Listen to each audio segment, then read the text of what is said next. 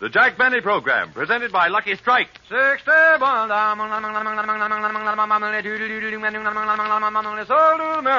Lucky's pay more. Yes, at the tobacco auctions, Lucky's pay more. Millions of dollars more than official parity prices for fine, light, naturally mild tobacco. No doubt about it. LSMFT. LSMFT. Lucky Strike means fine tobacco. Imagine you're at a tobacco auction. The buyers crowd around the baskets of ripe, fine-flavored leaf. The auctioneer chants and the bidding begins. As a basket of extra fine, light, mild leaf is offered for sale, as the price climbs higher and higher, at the peak bid, time and again, you hear... And another basket of truly fine tobacco is bought by the makers of Lucky Strike. Yes, Lucky's pay more, millions of dollars more than official parity prices for fine tobacco. So for more real, deep-down smoking enjoyment from every puff, every pack, smoke that smoke of fine tobacco, Lucky Strike. Prove to yourself how much finer, milder, more enjoyable Lucky's really are. You'll agree, in all the world, there's no finer cigarette than Lucky Strike. The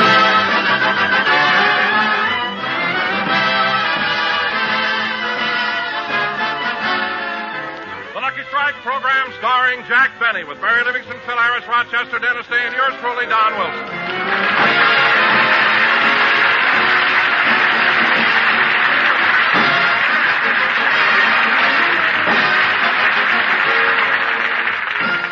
And now, ladies and gentlemen, let's go back an hour. Jack and Mary are on their way to the studio, and Rochester is driving.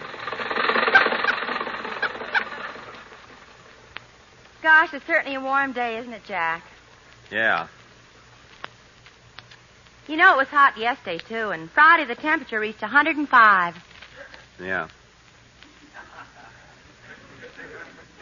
Say, Jack, wasn't it thrilling the Hollywood baseball team won the Pacific Coast pennant this year? Uh-huh. And the National League pennant race is tighter than it's been in years. Yeah. For heaven's sake, Jack, put down that knitting and talk to me.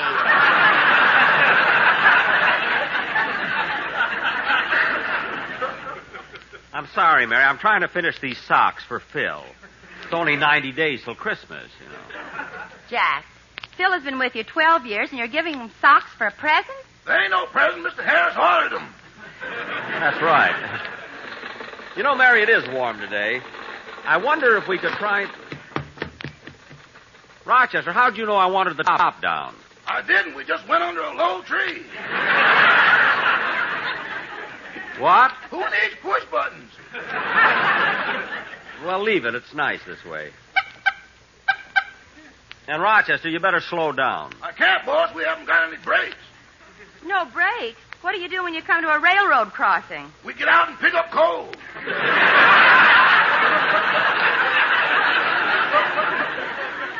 Rochester. Those diesels are ruining us. Rochester, don't be funny. Just drive. Say, Mary, do you think... Rochester, you're not making a turn. Why have you got your hand out? I'm feeling for the studio. You're feeling for the studio? Yeah, and it's small. We'll never see it. I know what you mean. Say, Mary, I was just thinking of something. It's been a long time since you sang a song on the program. How about doing one today? Oh, not today, Jack. I was at the Navy-USC football game yesterday, and I cheered so much I'm hoarse. Oh. Well, we won't have the Sportsman Quartet there at the Orpheum Theater this week. Boss, if you want more music on the program, why don't you play your violin? I think I will. I just put 4 new strings on it. You did? Yes. You'll hear them all on CBS this fall.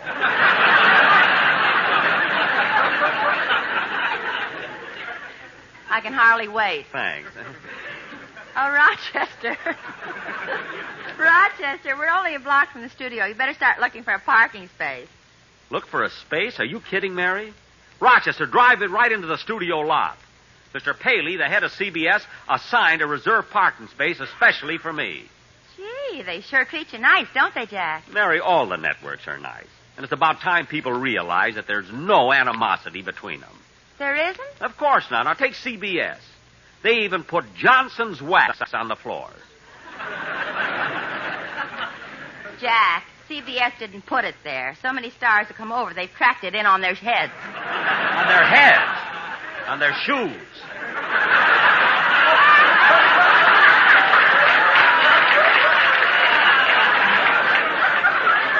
must be acrobats coming in.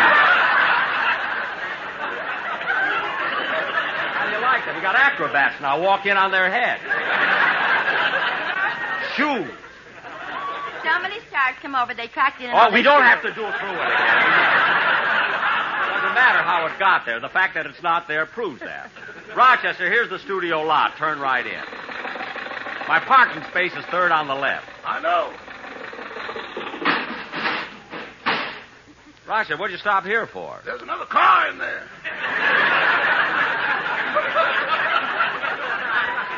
Well, how do you like that? Imagine anyone leaving his car in my parking space. What a nerve. When I came to CBS, this space was assigned to me. And if anyone else thinks they can use it, they're crazy. Oh, boy, who does that car belong to? Mr. Paley. Well, don't just stand there. Dust it off. Dust it off.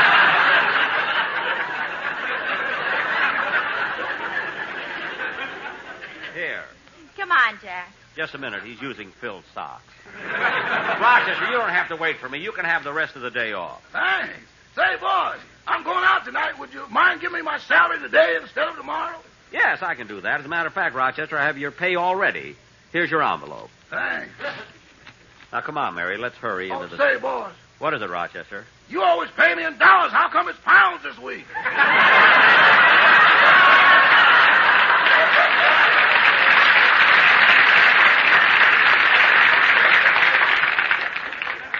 I'll explain it to you later. Come on, Mary. Oh, brother, you don't miss a trick, do you? Never mind. Just walk in on your head.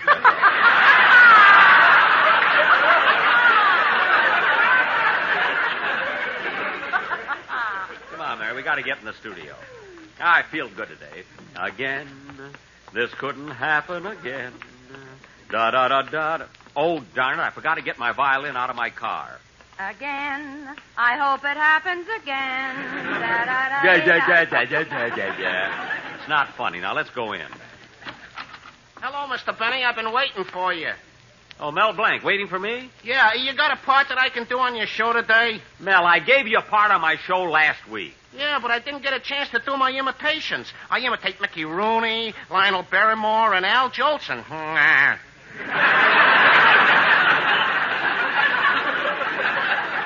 Mel, look, there's no room on my program for imitations of Mickey Rooney, Lionel Barrymore, or Al Jolson. Now cut that out! Now look, Mel, when I have a part for you, I'll let you know. Come on in, Mary. On your head. Guys, that Mel Blanc is such a pest. Well, here's my dressing room. Jack, the door's open. Open? I wonder... Well, what do you know? I've got a visitor. Edgar Bergen. Hello, Edgar.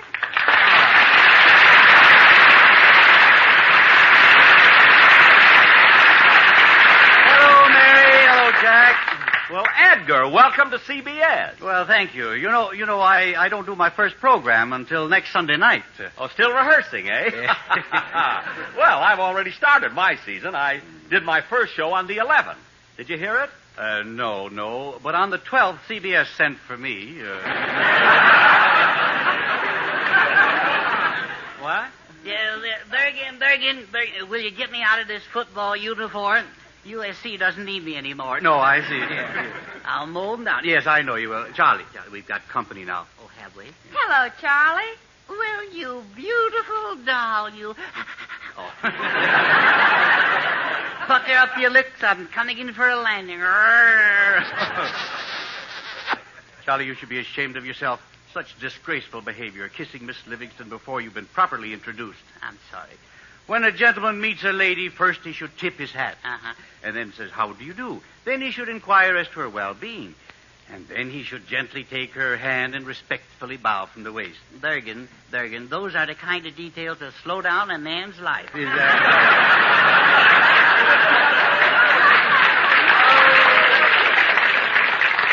Come to my arms, you luscious little hungry... All right, Charlie, please. Now, don't be so rude. There's someone else here. Yeah? Yes, that's Mr. Benny. Hello, Charlie. Welcome to CBS. Shake. Put it away, bub. I'll pick my friends. What? You can stop. You can stop fluttering those big blue eyes, too. They don't do a thing to me. Now, where were we, Mary? Oh, yes, you luscious little tomato. Let me put my arms around you. Oh, no, Charlie, please don't kiss me again. When your late lips meet mine, my blood goes to my head, a cold iciness goes to my feet, and a wild wave of emotion rushes to my fingertips. I got this dame going in all directions.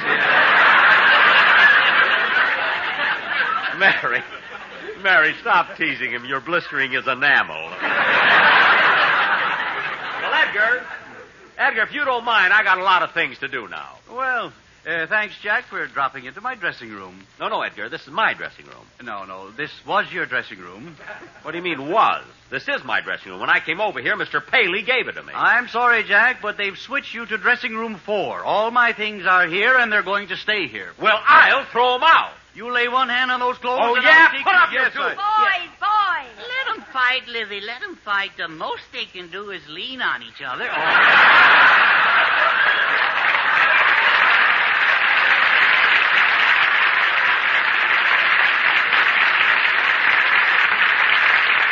Oh, shut up.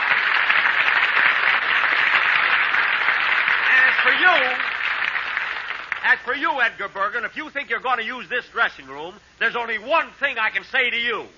I'll dress somewhere else. Goodbye.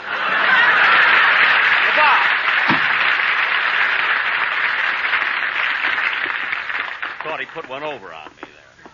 Dressing room 4. It's all the way down the hall. Jack, here comes Dennis. Oh, hello, Dennis. I've come to say goodbye. I've been drafted.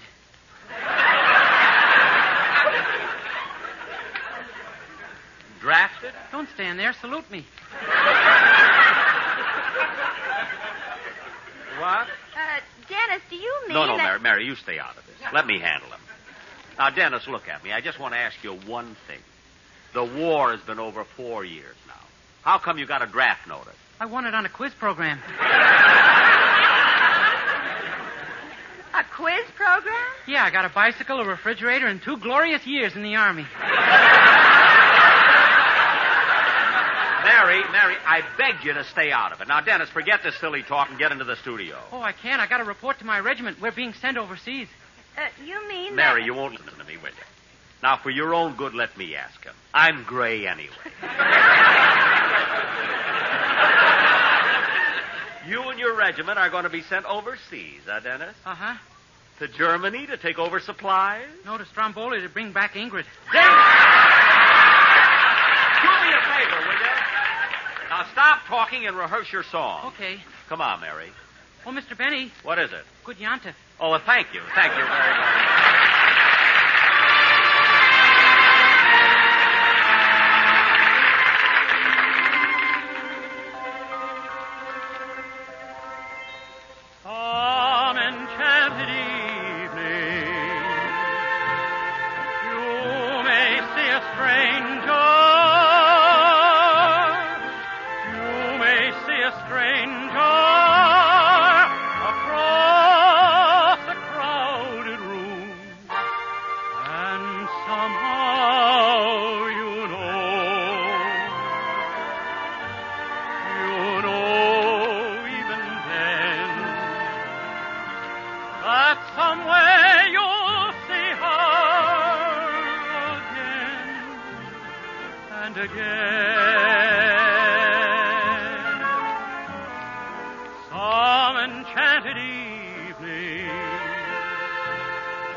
Someone may be laughing. You may hear her laughing across a crowded room. And night after night, as strange as it seems, the sound of her laughter will sing in your dreams. Who can explain it? Who can tell you why? Fools give you reason. Wise men never try.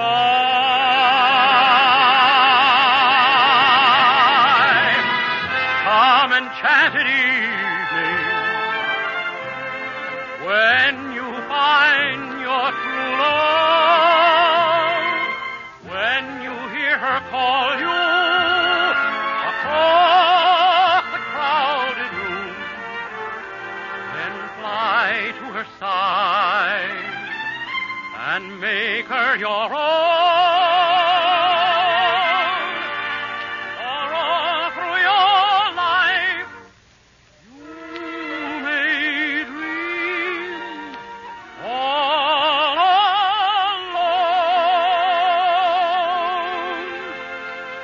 Once you have found her, never let her go. Once you have found her, never let her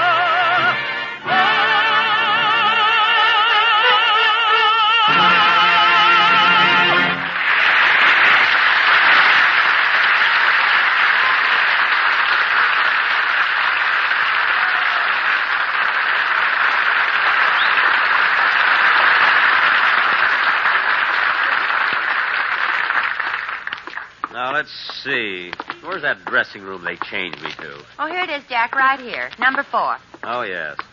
Say, look at that, Mary. Look, they put 2 stars on the door. I guess they're trying to make me feel good. Let's go in.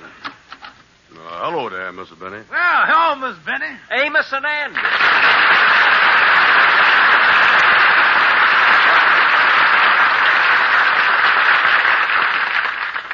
Hello, boys. Oh, hello, Miss Livingston. Excuse us for being in our bathrobes. Yeah, we is pressing our pants under the mattress. Well, fellas, it seems you could have done that in your own dressing room. This is our dressing room. Yeah, sir. This dressing room here was given to us by the head man of this network. And he said if anybody comes in and gives us trouble, that we should very gently throw him out. That's what he said. Yeah. On his head or on his shoe?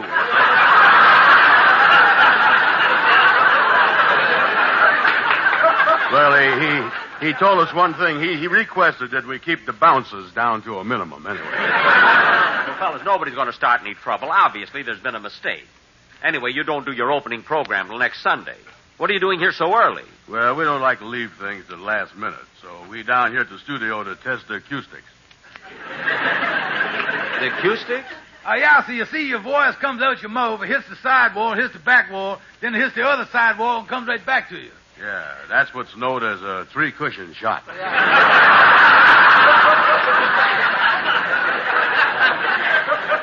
I still can't understand them giving you my dressing room. Anyway, I'll take it up with Mr. Paley. Come on, Mary. Say, Amos, Mr. Benny was a little upset because we got this dressing room, huh? Yeah, well, that ain't what's bothering him. He's upset because today they stopped daylight saving time. Well, what's that got to do with him? When they stop any kind of saving, Mr. Bennett takes it personal.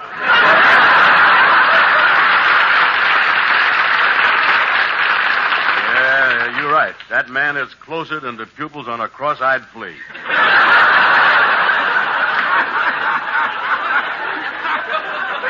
Well, say, Andy, that's pretty good. Oh, yeah. Lift up the mattress and see if the crease in our pants is as sharp as we is. Oh, pardon me, boys. I left my hat in here. Oh, yes, sir. Here you is. Thanks, Andy. So long, Amos.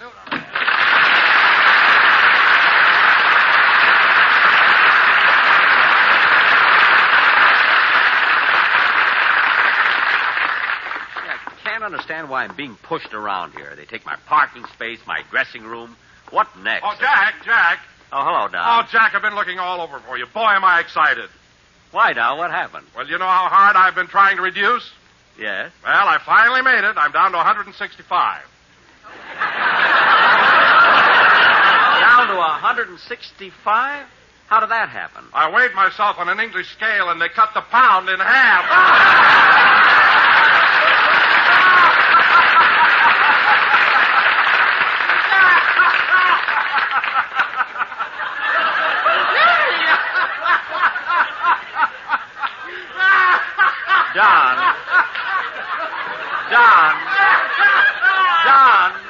Don, bubbling brook.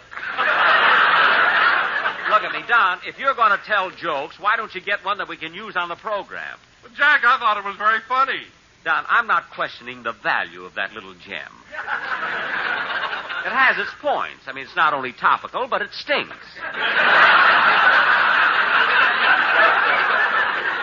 Believe me. Well, then listen, Jack. I've got another joke that'll kill the audience. It's so funny that... No, I'm afraid it's a trifle daring. Daring? You mean a little risque? What is it, Don? What is it? You can tell me. We're out here anyway. What is it? Huh? Well, come on. Let's get away from this crowd. Don, that's you.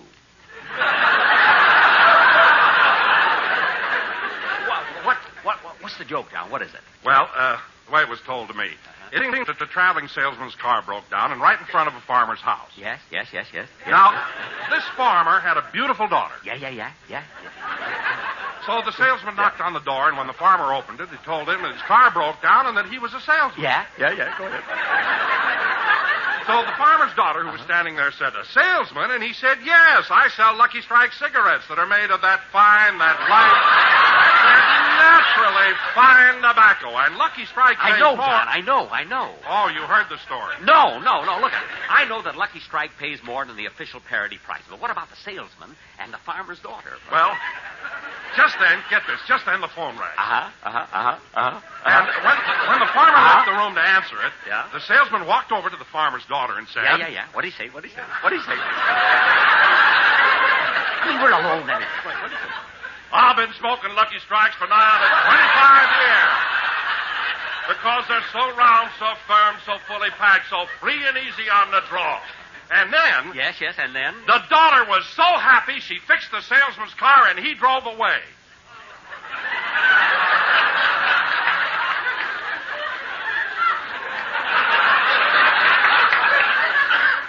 Don, that's the story? Well, that's not the original version. I told it to the sponsor and he switched it all around. Oh.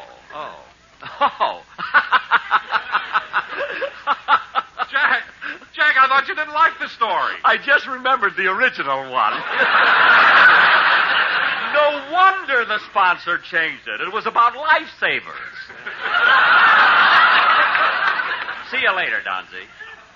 I'd tear up his contract if it wasn't tattooed on his back.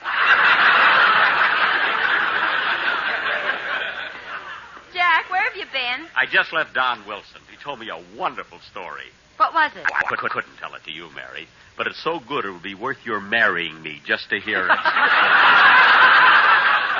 on, let's go.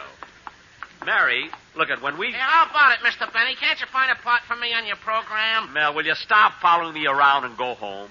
Some home. My wife is never there. She's always out playing bridge. Bridge? Yeah, she plays with Mrs. Bob Hope, Mrs. Ray Milland, and Mrs. Al Jolson. Mel, will you please go away and leave me alone? Come on, Mary, let's get into our studio.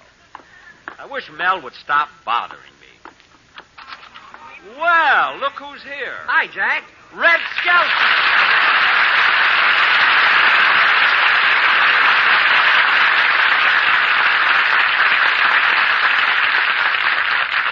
I'm running into everybody today. How have you been, Red? Oh, fine, Jack. Gee, I haven't seen you since that night at Claudette Colbert's party. Oh, yes, what a party. You know, Red, I haven't danced that much in all my life. Yeah, imagine Claudette trying to cut in on us. Well, I waltzed into that. Look, Red, I know you have to rehearse for your opening program next Sunday, but don't use Oh, much... Jack, wait a minute. Red, aren't you going to say hello to me? Well, Look,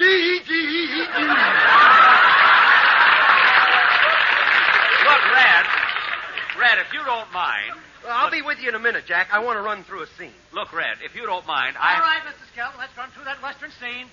Oh, yeah, well, I'm ready. Okay. Ready. Come here, you varmint. This is Deadeye you're messing with. Are you the dirty hombre that's been stealing the cattle off of Pappy's ranch? Yeah. Look, Red. Are you the hombre that broke into my house and stole the pigs right out of my living room? Yeah. The same hombre that blew the still right out of Grandpa's mouth? Yeah. Well, we're both going to fight a duel. I'll count three and we'll both draw. You ready? 1, 2, 3.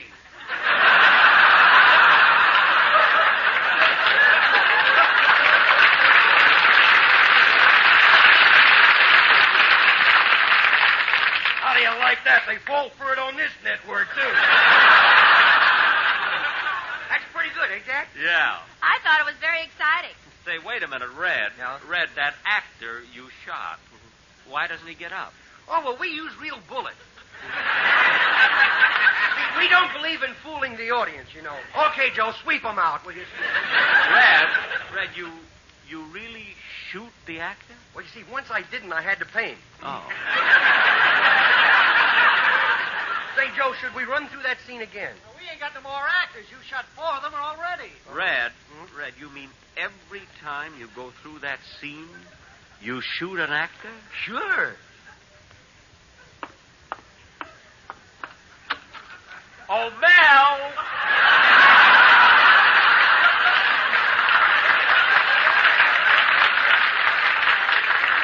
Mel! Jack, you wouldn't dare. I wouldn't, eh? Lucky's not around. Now, let's try that scene again on the other mic, Mr. Skelton. Okay, now this time let's... Ooh.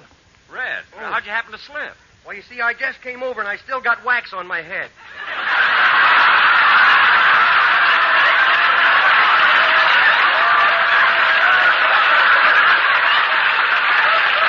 On your shoe! On your shoe! Oh, yeah.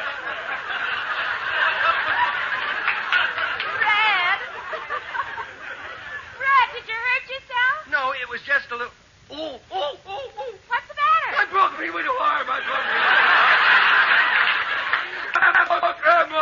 Put down your pool cue and call the doctor. I broke the arm.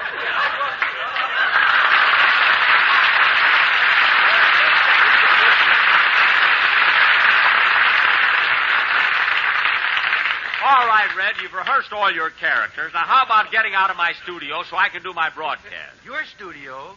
Didn't they tell you? Tell me what? Well, you've been moved to the widow studio down the hall. The Whittle studio? How do you like that? First they take my parking space, then my dressing room, now my studio. If they think they can kick me around, they got another thing coming. Jack, don't stand around here grumbling. You better hurry to the Willow Studio. It's time for your show to go on the air. Oh, it is, eh? Time for me to go on the air. Well, I'll fix them. Let them start the show. Jack, look what time it is. I know what time it is, but I'm going to teach them a lesson. Mary, there's a radio. Turn on. Let's see how they're going to get along without me. Okay. And now here he is, the star of the Lucky Strike program, Mel Blanc. Mel Blanc?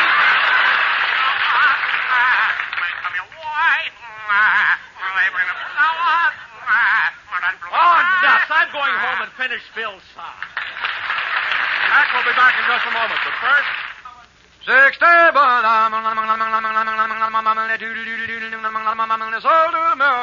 When you hear that famous chant, remember, Lucky's pay more, millions of dollars more than official parity prices for fine tobacco. LSMFT. LSMFT. Lucky Strike means fine tobacco. Yes, the independent tobacco experts can see giant baskets of fine tobacco, one after another, go to the makers of Lucky Strike. Here's what Mr. Al Rogers, veteran auctioneer of Robertsonville, North Carolina, recently said. I think you'll agree that an auctioneer like myself ought to know good tobacco. And year after year, I've seen the makers of Lucky Strike buy fine, prime, ripe leaf. That's just right from mild, good smoking. I've smoked Lucky's for 10 years. And a recent survey reveals that more independent tobacco experts, auctioneers, buyers, and warehousemen smoke Lucky Strike regularly than the next two leading brands combined. So for your own real deep-down smoking enjoyment, Smoke the Smoke Tobacco Expert Smoke, Lucky Strike. Remember, To give you a truly finer cigarette, Lucky's pay millions of dollars more than official parity prices for fine tobacco. Good reason to make your next carton Lucky Strike. Ladies and gentlemen, I want to thank Amos and Andy, Edgar, Bergen, and Red Skelton for being with us tonight. And you'll hear them all on CBS next Sunday. Good night, folks. be sure to hear A Day in the Life of Dennis Day. This is CBS, the Columbia Broadcasting System.